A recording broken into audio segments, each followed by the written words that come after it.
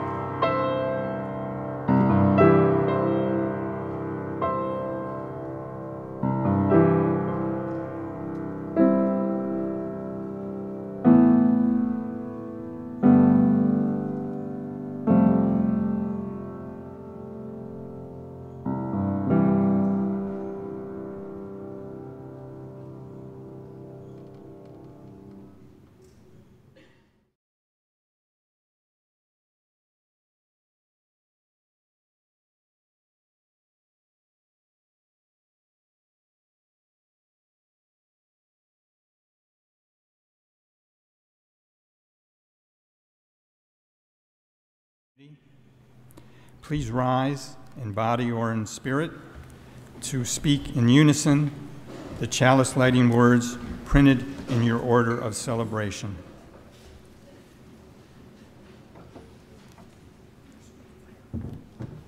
Was there a camel?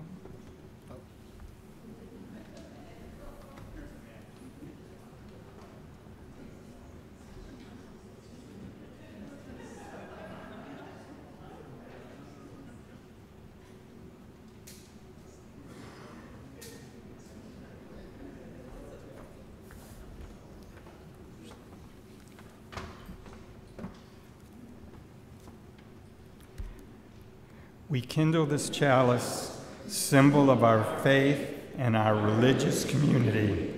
May its flame kindle our souls.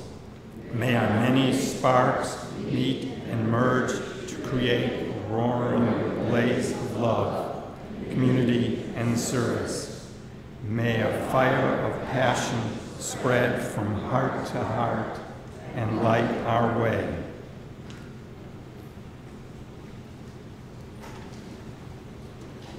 Please remain as you are.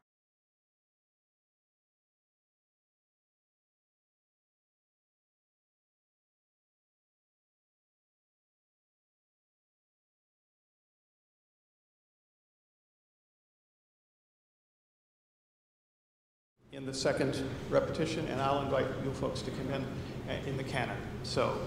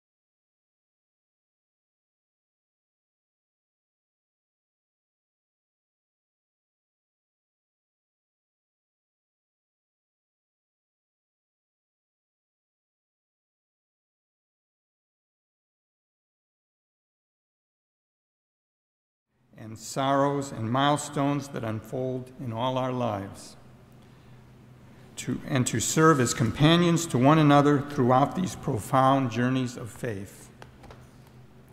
We gather to build a place of solace and healing, a place of welcome and hope, a place of belonging and joy.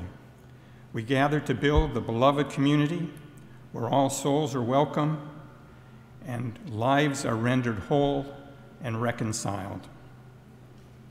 We hold in our hearts, and this is just in to me, Dorothy, grandchild of Michael Benefiel, was born on Thursday, 7 pounds, and he says all are healthy and joyful.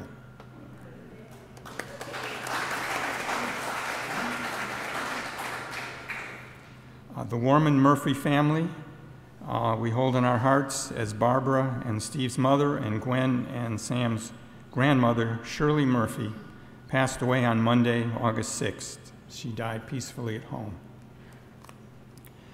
Jeff and Betsy Binkies, as they mourn the loss of Jeff's brother, Fred. Calls and cards are welcome. Carol Richardson, wife of Carolyn Morrissey, who after being hospitalized with leg problems, has been moved to National Rehabilitation Hospital. She expects to come home in several weeks. Cards are welcome. The family of Monotunquat, an elder of the Wampanoag tribe, brother of Jessica Sawyer, and uncle of Emily Melgren, who passed away on July 21 at age 89. Now a moment of silence.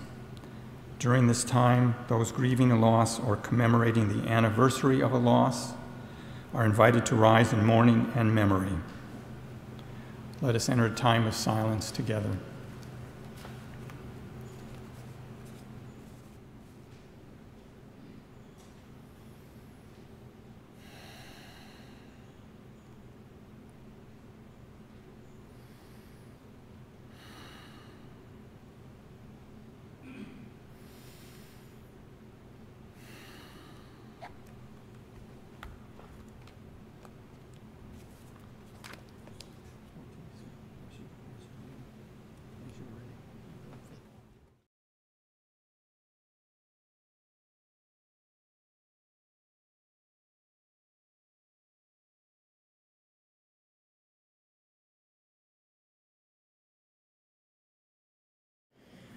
I want to thank you for having me here at Cedar Lane. I feel like this is one of my second homes here in the region. I've been to Cedar Lane a couple of times over the past few years as a guest, telling you good folks about UUSJ and all that we're doing. But this is my first appearance in your pulpit, so thank you so much for having me. I'm going to read for you a poem by June Jordan. And I will admit that I came upon this poem more as an accident. It's not something that someone handed to me. But I heard a lovely rendition of the very last line in this poem as a choir piece. And then I went to go look up the piece, and I discovered that the source of that line was probably this poem. And then I discovered that actually the source of that line in the poem is actually a little bit of a mystery, because it's not clear if it's a piece of folk wisdom that was dropped into song by the founder of Sweet Honey on the Rock, or if it was dropped into the poem by June Jordan.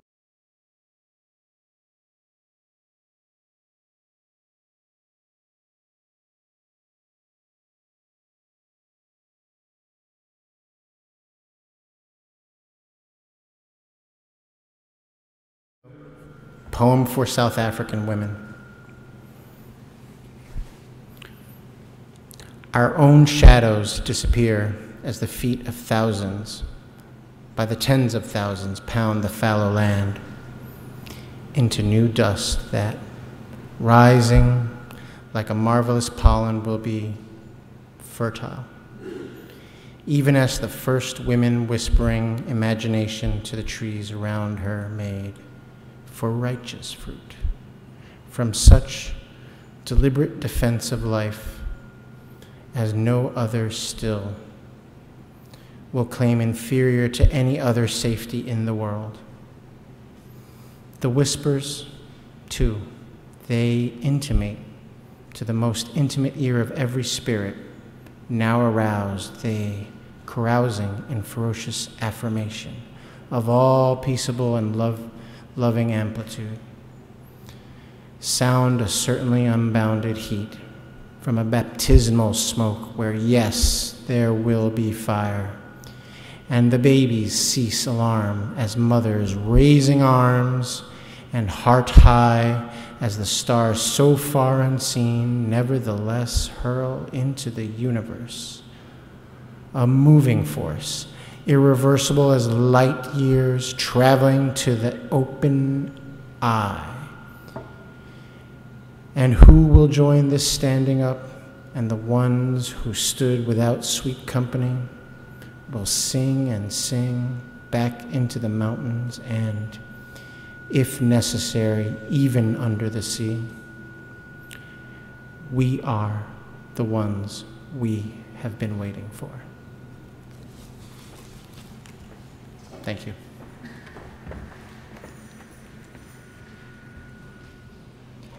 Please rise for hymn 1021 in the teal hymnal, Lean on Me.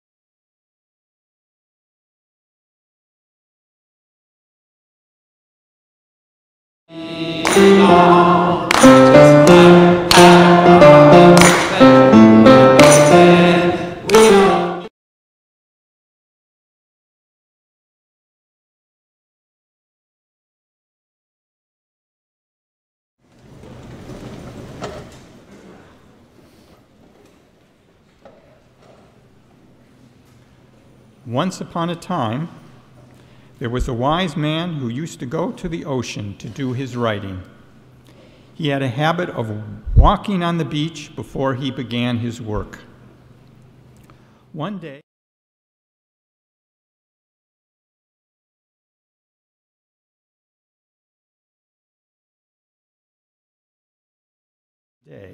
and so he walked faster to catch up. As he got closer,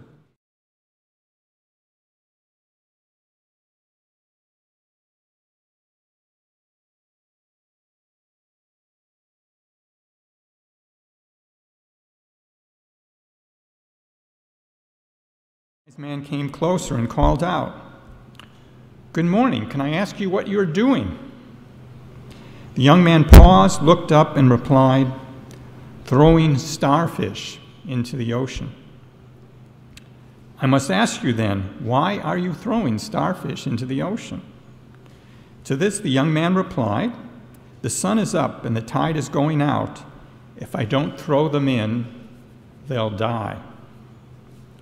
Upon hearing this, the wise man said, "Do you not realize that there are miles and miles of beach, and there are starfish along every mile? You can't possibly make a difference." At this, the young man bent down, picked up yet another starfish, and threw it into the ocean. As it met the water, he said, "It made a difference for that one."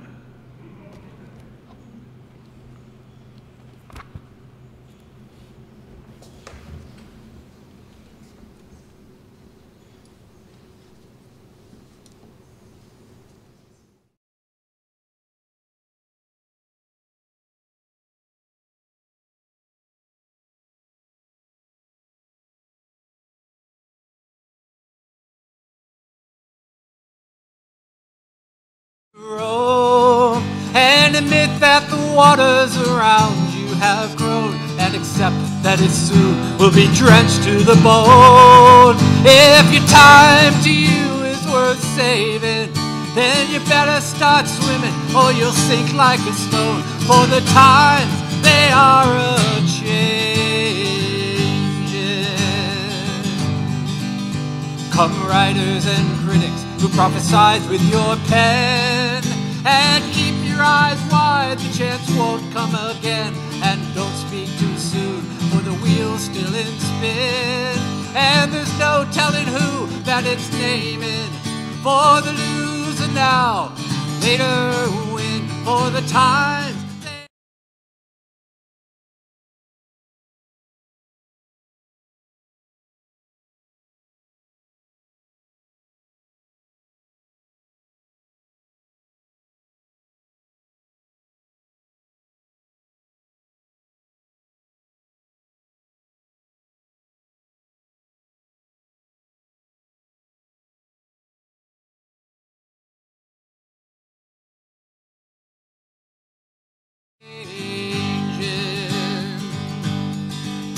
Come mothers and fathers, criticize what you can understand. Your sons and your daughters are beyond your command. Your old road is rapidly aging. Please get out of the new one if you can't lend a hand, for the times they are a-changing. The line it is drawn, the curse it is cast. The slow one now will later be fast, as the present now will later be past. The order is rapidly fading, and the first one now will later be last, for the times they are a-changing.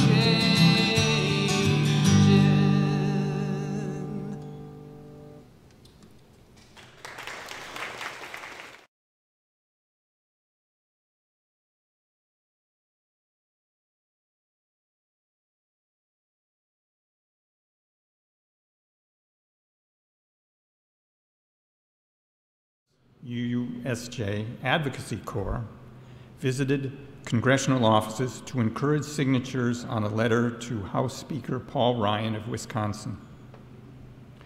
The issue was protecting dreamers, young, undocumented immigrants who came to the United States as children. We hoped he could be forced to call a vote on an issue he wanted to ignore. My group visited the offices of several House members, including room 1233 in the Longworth House Office Building, the Speaker's office.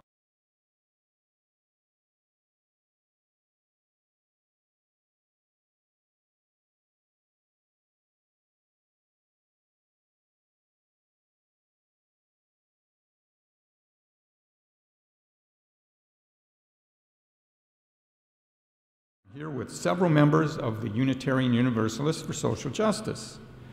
We don't have an appointment, but we would like to speak to the person who works on immigration issues to briefly discuss protecting dreamers.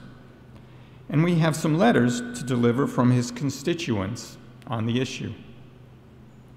We hand over our business card and often explain, as best we can, what is a Unitarian Universalist. UUSJ has been lobbying since February 2017, and I started the following month. I can testify that since then, more people do know who we are. When we have an appointment set up by UUSJ staff, we are escorted to a conference room for a 10 to 20 minute meeting. The sign on Speaker Ryan's door read, "Only scheduled appointments will be admitted." We knocked, and a big guy leaned out while firmly holding the side of the thick wooden door. His body was positioned to make sure we didn't walk unbidden into the entry room. "What can I do for you?" he asked. We weren't getting in. That was clear. but he would accept what we wanted to give him. We handed him letters from UU constituents in Ryan's district, prepared through the UUSJ Right Here, Right Now toolkit for letter writing campaigns, and a copy of the request for a vote letter circulating to Republican House members. People who know me know I'm rarely at a loss for words. I said before the door closed, "These are important times. You may want to remember what is going on."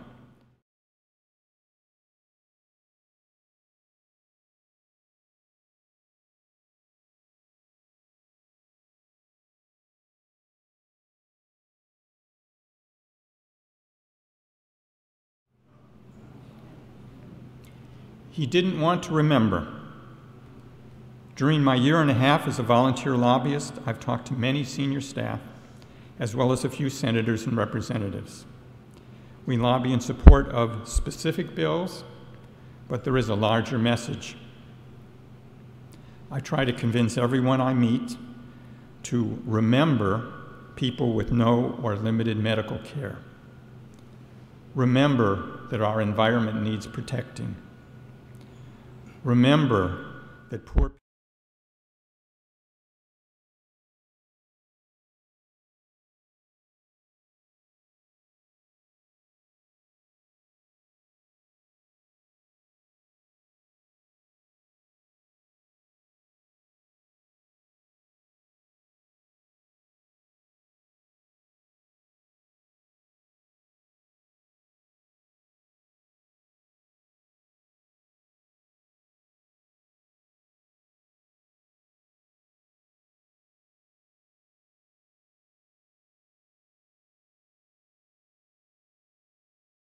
and when family opportunities are reduced.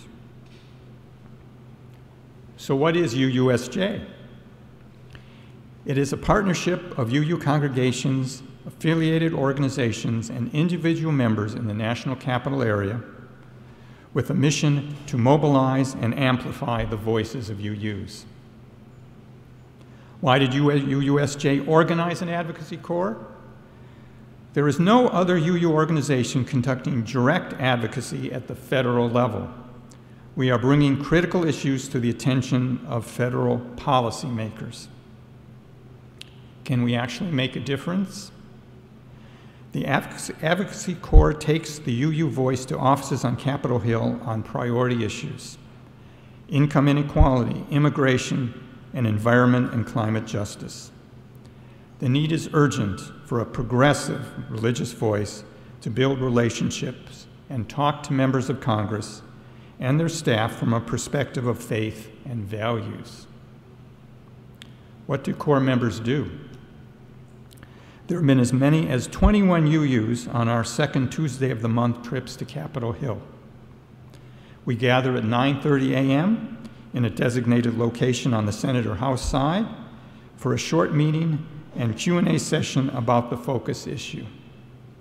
UUSJ provides the Corps with background information, talking points, and material to leave behind at the end of each visit or meeting. We disperse in small teams and complete our visits by early afternoon. Cedar Lane participants include John Gubbins, Ginger Essex, Aline Mullen, Nancy Wilkerson, and Diane Belanger. Do I have to be an issue expert or have experience in lobbying? Generalists are welcome. UUSJ provides orientation and training to be an effective citizen lobbyist. This is the National Capital Area. People come from across the country to visit our monuments, museums, and federal offices. For us, Capitol Hill is 12 miles from Cedar Lane. I checked that. Driving downtown on Wisconsin Avenue, or by my preferred Red Line route, a short walk from 2 metro stops. Have I been successful? Has this mild-mannered retiree changed the world? I fear not. But maybe, possibly, I or another Corps member will change a mind, change a vote, clear a small path to a more just world. I'm trying, and it's good to try.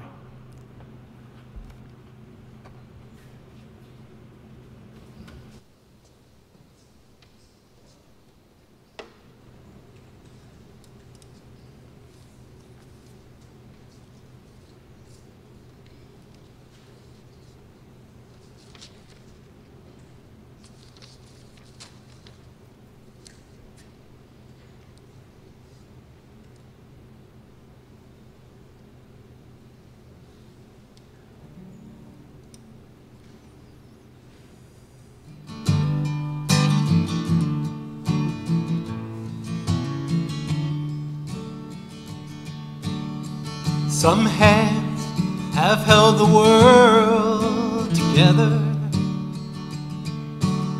Some hands have fought in wars forever. So tell me, what shall I do with these hands of mine?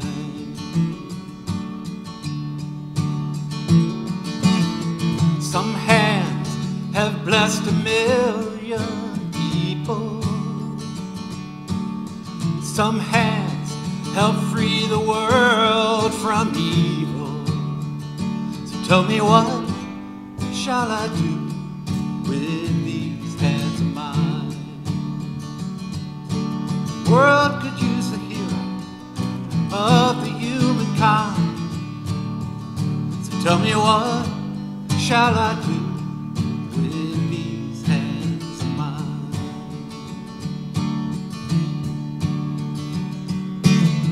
Some hands can stop a life from dying. Some hands comfort a baby crying. So tell me, what shall I do with these hands of mine? I want to sing it from my heart. I want to hear it in the wind till it blows around the world and comes back again. And all that we can ask is for ours to be free, to use them when we want, for whatever we need.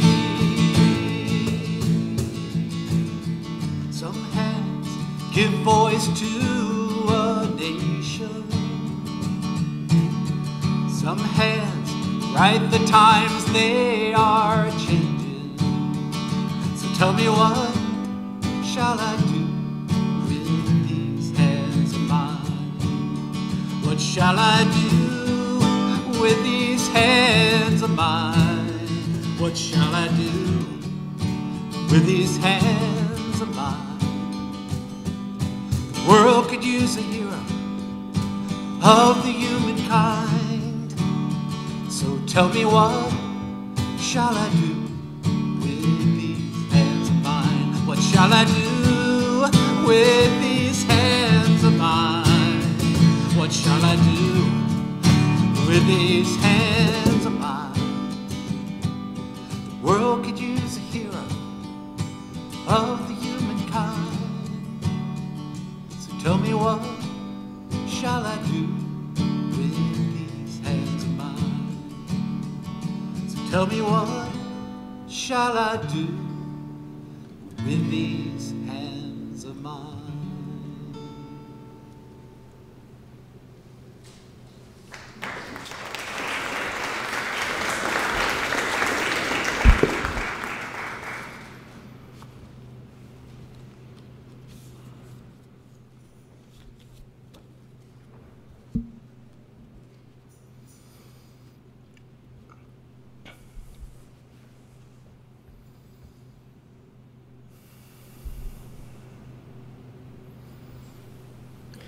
Energía, energía, energía, mucha, mucha energía, energía para todos y para todas, energía. Loosely translated, energy, energy, energy, lots of energy, lots. energy for all and for all energy. And also, good morning. I've been putting a lot of thinking this summer into affirmations, refrains, mantras, sayings, chants, folk wisdom. Si se puede, yes we can, the motto of the United Farm Workers, popularized in English by President Obama, is a favorite, was before he made it popular, still is popular with me and my household.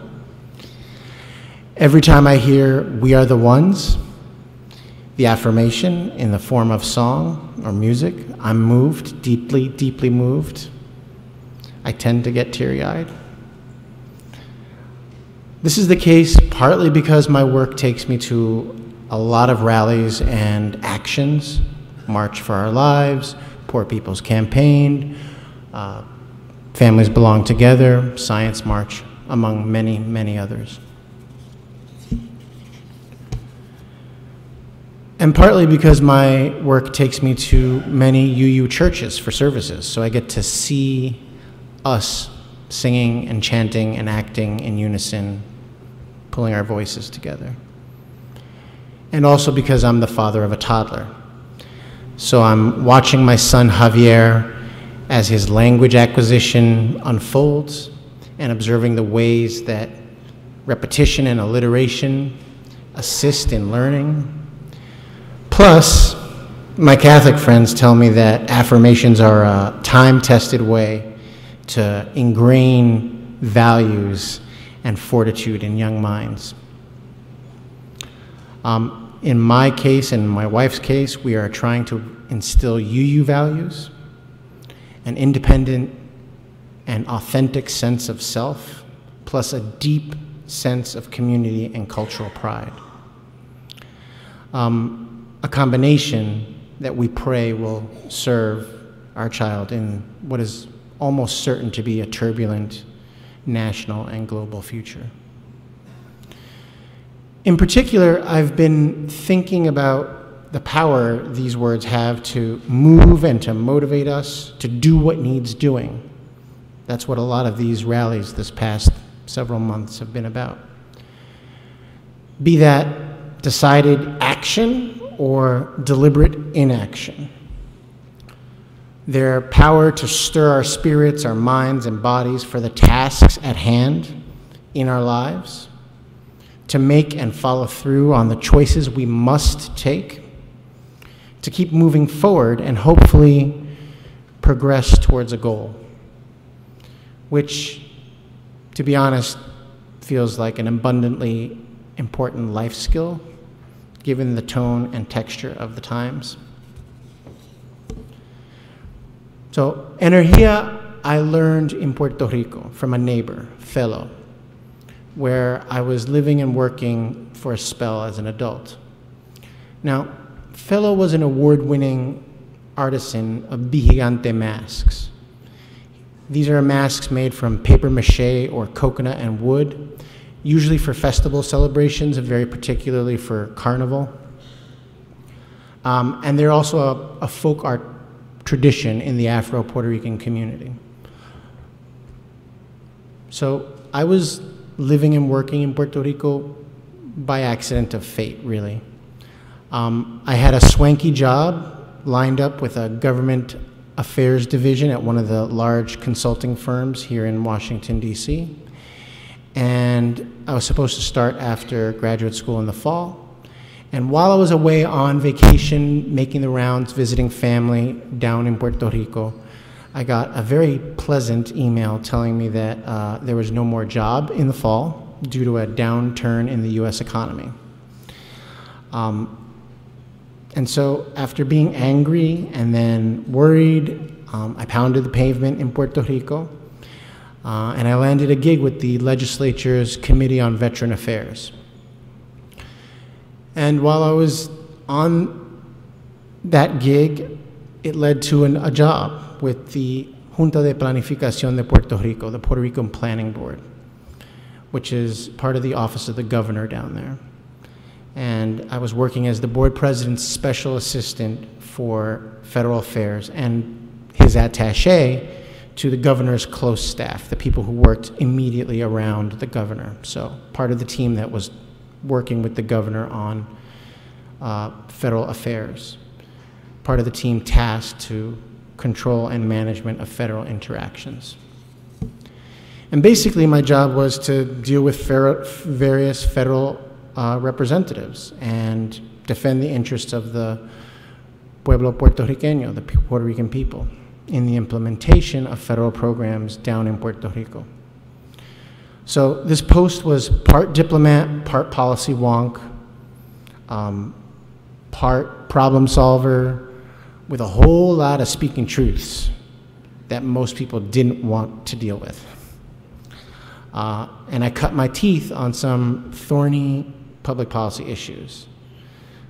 Among them, the U.S. naval use of Vieques for live fire practice with depleted uranium shells, the difficulties and nuances of island-wide economic development issues in a recessing economy, but also very specifically some difficulties with the Census Bureau and with FEMA, just to name the top line issues. But mainly I was confronting structurally ingrained bigotry in the form of colonial attitudes in our interactions with federal representatives. That was the core of the job. Now, ostensibly, I was down in Puerto Rico and I was staying on the island instead of looking for work up in DC to help my mother build a retirement home. But really, I was there to sink my roots into the island of my birth, and I was aiming to achieve a sort of intimacy with the island and its cultura caribeña, which is Caribbean culture, and it's different than the culture of Puerto Ricans living in the United States. So I was there to get the flavor of island life, of living in a Spanish-dominant society, to feel in my bones what it meant to be surrounded by water, backed by lush green tropical vegetation of the mountain range, constantly harassed by hurricanes and tormented by tropical storms. A place where 47% are Catholics and about 47% are evangelicals, but nearly 100% are influenced by the indigenous Taino and Yoruba African spirituality and culture. A place larger than Rhode Island, with more residents than Mississippi, whose economy it trailed at that time, but with negligible voice in Congress. So, now, when I was living in Puerto Rico, Felo used to come out onto the beach near where I lived, and he would shout this affirmation, energía, repeatedly, while standing in the sand or in the frothy waves of the beach. And one day I asked him about it, and Felo shared with me that energía was about reminding yourself that life requires energy. Energy to face all the trials and tribulations that God puts in our path, and to savor the joys, and that God has provided the energy for our souls. It's in the land, the sea, the sky, the creatures large and small, the things we do and say. He explained that evil is around us everywhere, but that we must strive to be good, to live well, because goodness, while also present in the world, is a mostly fragile thing. Yet justice, especially God's justice, is a powerful and unyielding thing. And by Felo's reckoning, God asks us to do our part, hard as that might be, but God also provides us with the energy we need. And if you're thinking about that profession of faith, you can hear the Taino, indigenous, and Yoruba African undertones mixed in there. And Felo shared that he found it helpful, energía, when things were difficult. So basically, I was catching him when he was wrestling with whatever difficulties in his life. And after a time, I found that so do I. I find it helpful. And I found at least one glimmer of truth in what he explained as his profession of faith. Working for social justice requires energia. Put another way, to make structural change, systemic structural change, we need to power what Gandhi calls soul force with what Philo referred to as energia. I've seen this time and again, certainly when I was promoted to help represent Puerto Rico up in Washington, D.C. under the next governor, and certainly on all the other issue campaigns that I worked on later in my career, whether it was the island's healthcare fiasco, an HIV/AIDS crisis, or marriage equality and the DREAM Act here in Maryland, or fracking and reproductive rights in Colorado. Working for social justice required energia. The only circumstance in which the needs of ordinary people like us override the desires of the special interests is when ordinary people like us are organized and persistent. We only win the fight for justice when we are prepared to engage together over the long haul on multiple fronts and enforce the deals that we've brokered. Now, more so than ever before, we are indeed the ones we are waiting for. For a deep dive on the need that we face, I recommend the Daring Democracy, the UU Common Read. It goes into great detail about the threats to our democracy. So, if we UUs are going to contribute to the resolution of our nation's most complex and vexing difficulties, we need to develop the soul force to be resilient in working for justice. We need to get comfortable with drawing upon energia for our collective power, our collective humanity, and we need to join others in that solidarity and fellowship in that work. So that means a willingness to lead others to disrupt the status quo, like Reverend Abi did with the Poor People's Campaign. That means to support the disenfranchised, like John Gubbings did when he was arrested twice during the 40 days of action. It requires that we bear witness, like Reverend Katie did at Families Belong Together. It certainly means that we engage in voter mobilization, as you did in 2016 with UUSJ, and will do again in 2018 with UUSJ. But it also means to follow through on election results with advocacy, like Michael does, with UUSJ's Advocacy Corps, or as the Reachley family did when they brought their children up to Capitol Hill with UUSJ, with Reverend Archini about a year ago. It also means other things. Work that folks do for justice, like Linda Collier, who's been UUSJ's financial volunteer for 18 years. Or Kay Scott and Pat Carlson, who've both been UUSJ board members, helping us make important decisions about the organization and thinking through strategically what matters to UUs. It means being willing to put aside our comfort and engage candidates and elected officials, even the allies. They need to know UU voters are at risk when they're engaged in wrong-headed policymaking. Otherwise, the reality is the fat cats come in the back door, they whisper in the ear of the decision makers, and where possible, they fill their wallets and thwart the interests of we, the people. I've seen this time and again on various campaigns and in my career in government affairs.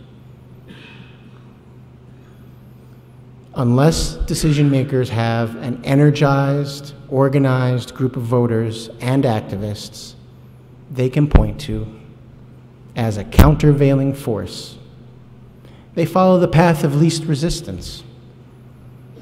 And that leads to serving the interests of the wealthiest special interests. Frankly, it's a very human tendency. And as Fellow would say, evil abounds, and goodness is a fragile thing. So I went from one side of the negotiating table to the other, and I joined El Pueblo Unido, the People United, to hold candidates and elected officials accountable to the inherent worth and dignity of every person, to seek justice, equity, and compassion in human relations, and to cherish the interdependent web of all existence of which we are part. And you heard from Michael that UUSJ covers all those issues in our advocacy work. I came to the other side of the negotiating table to advocate, to agitate, and pursue those goals. And at UUSJ, I'm on a mission. Every UU that feels a similar call, I'm on a mission to find you.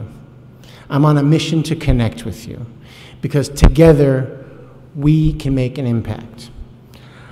A call is important, but we are on a mission to make change, to help every UU make change in a small way, to get them knowing that their contribution matters, to help channel that energía for the benefit of our communities, of our children, of our elders, of our families. I'm working for the future of our nation, our planet, our species, and I'm trying to get you to work with me.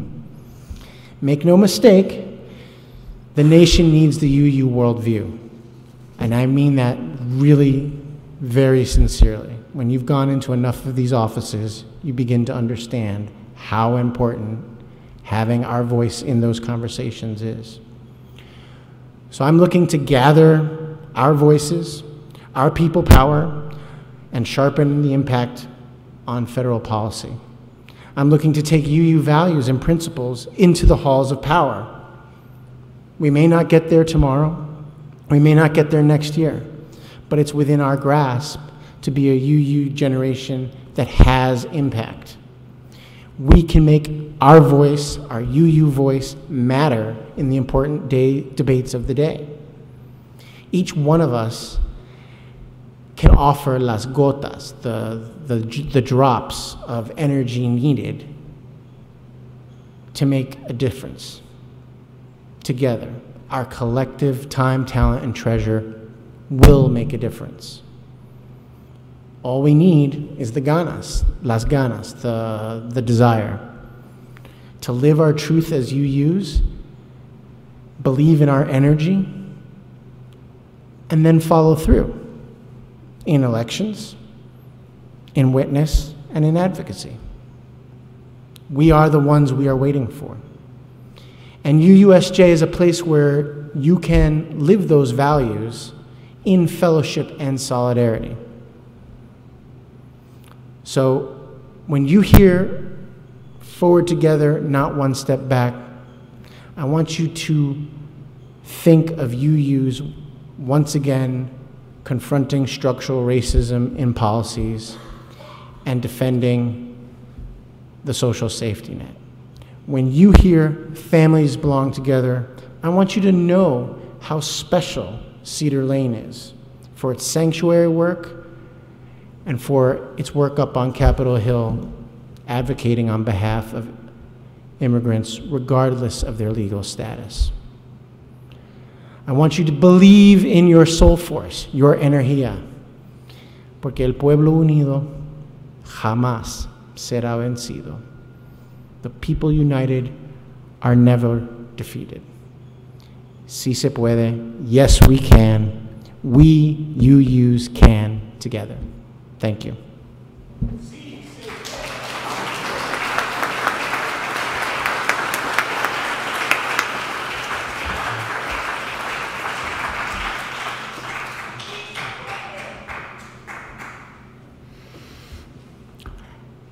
The offering is an invitation to demonstrate willingly a commitment to the mission and ministry of our congregation and to the common values expressed in Unitarian Universalist principles.